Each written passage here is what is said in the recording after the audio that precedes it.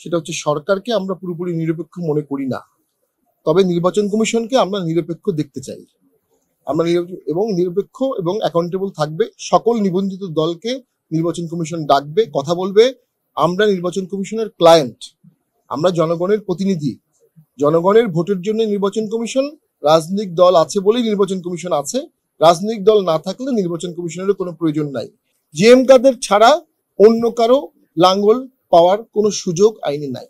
GM কাদের ছাড়া অন্য কারো চেয়ারম্যান হওয়ার সুযোগ গঠনতন্ত্র, আইন এবং আদেশের মধ্যে নাই। সেই হিসাবে নির্বাচন কমিশনের শপথবদ্ধ দায়িত্ব সকল নিবন্ধিত দলকে ডাকা, তাদের কনসার্ন শোনা এবং লেভেল প্লেইং ফিল্ড তৈরি করা। এটি খুব দুরূহ কাজ।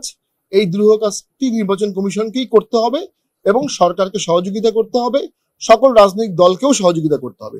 রাজনৈতিক দলগুলোর সহযোগিতা ছাড়া লেভেল প্লেইং ফিল্ড কখনো তৈরি হবে না। নির্বাচন কমিশন একা সেটা পারবে না।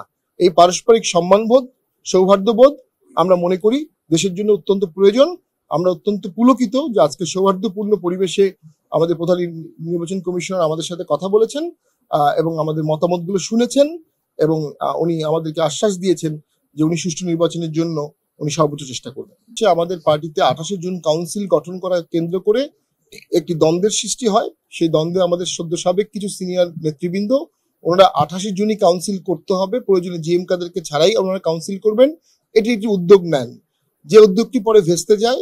পরে 28শে জুন প্রেসিডিয়াম মিটিং এ সকলে মিলে তাদেরকে বহিষ্কারের রেজলিউশন পাস করা হয় এবং রেজলিউশন পাস করে ওনাদেরকে বহিষ্কার করা হয়। ওই বহিষ্কারের চিঠি চ্যালেঞ্জ করে সিভিল কোর্টে মামলা করেন ওনারা। সেই মামলায় ওনারা বহিষ্কারের বিরুদ্ধে কোনো অন্তর্বর্তী আদেশ পান না। অর্থাৎ যে বহিষ্কারটি করা হয়েছিল সেটি সেই সময়ও বহিষ্কৃত ছিল, এখনো কার্যকর আছে। কিন্তু in the meantime civil court স্বল্প সময়ের জন্য অস্থায়ীভাবে জিএম কাদের স্যারকে চেয়ারম্যান হিসেবে দায়িত্ব পালনে নিষেধাজ্ঞা দিয়ে অস্থায়ীভাবে বাড়িতে করে। এই বাড়িতে করার সময়ে আমরা দেখতে পেয়েছিলাম প্রেসিডিয়ামের একটি বিকল্প মিটিং করে ভারপ্রাপ্ত চেয়ারম্যান নিয়োগ করা হয়। আমাদের সংবিধানের 20 খ ধারা মোতাবেক শুধুমাত্র চেয়ারম্যান ভারপ্রাপ্ত চেয়ারম্যান নির্ধারণ করতে পারবেন, অন্য কেউ পারবেন না। এর কোনো বিকল্প আমাদের গঠনতন্ত্রে নাই। অর্থাৎ ভারপ্রাপ্ত চেয়ারম্যান নিয়োগটি সম্পূর্ণ অবৈধ এবং যাকে নিয়োগ করা হয়েছে তারা সকলেই বহিষ্কৃত ছিলেন। পাশাপাশি আমাদের গঠনতন্ত্রে স্পষ্ট বলা আছে চেয়ারম্যানের সম্মতিতে প্রেসিডিয়াম এবং জাতীয় কাউন্সিলের মিটিং এর সময় ও স্থান নির্ধারণ হবে। পাশাপাশি এটাও বলা আছে চেয়ারম্যান মিটিং এ সভাপতিত্ব করবেন। অর্থাৎ চেয়ারম্যানকে ছাড়া কোনো কাউন্সিল হতে পারে না। এটি সংবিধানে আমাদের গঠনতন্ত্রে স্পষ্ট বলা আছে এবং এই গঠনতন্ত্রটি আমাদের 19 সালের কাউন্সিলে পাশ করা এবং এই মুহূর্তে নির্বাচন কমিশনে এটি সাবমিট করা আছে। ওটি আমাদের সংবিধান, ওটি আমাদের আইন, ওর বাইরে আমাদের কোনো বিকল্প আইন মানার কোনো প্রয়োজন নাই।